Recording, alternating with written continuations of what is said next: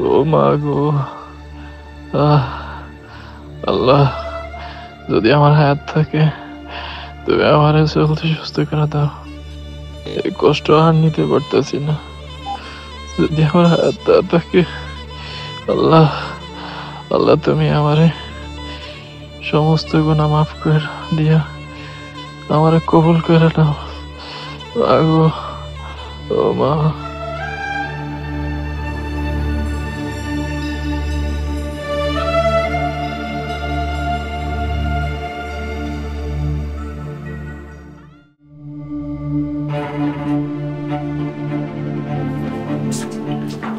কি নিয়ে যাইতাছস দেখি? ওরে হারামজাদি, কন্যাগরের লাইগা সকালবেলা গরম গরম রুটি আর সবজি নিয়ে যাইতাছিস?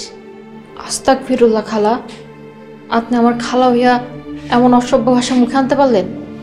দেখ মহিমা, আমি কইলাম সব সহ্য করতে পারি, কিন্তু চুরি করা কিন্তু আমি সহ্য করতে পারি না। খালা, আপনি তো সকাল 10টার আগে উঠেন না, তাই আপনারা ডাকি নাই। আলী ভাইয়ের কাল রাত থেকে অনেক জ্বর, রাতে খাইছে কি খায় না তাও তো জানি না। ভাবলাম নাস্তাটা নিয়ে যদি একটু ওষুধ খাওয়াইতে পারি। আলির লাইগা তোর আবার দরদ কবে থেকে পয়দা হইল? দেখ মহিমা, মায়ের থেকে মাসির দরদ কইলাম ভালো না, সাবধান। খালা, আমরা হইলাম কাজের মানুষ, আমরা অসুস্থ হইলে আমরা দেখতে হইব। জোট বান্ধার চেষ্টা করতাছস? কিসের জোর খালা, কি কর? আমরা এইসব জোর করতে বুঝি না।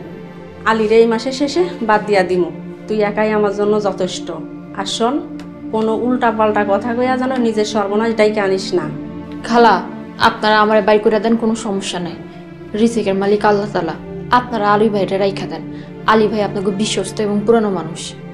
আরে ব্যাককল মায়া, তুই হইলি আমার বোনের মায়া, আলী আমার কে রে? যা নাস্তা দিয়াই।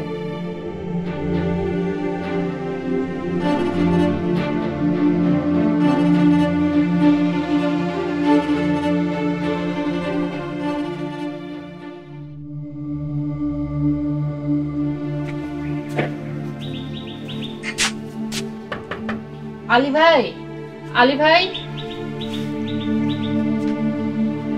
কি হইল? আলী ভাই, এই আলী ভাই।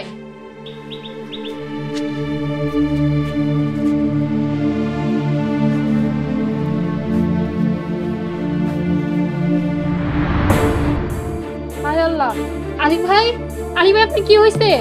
আলী ভাই, আলী ভাই,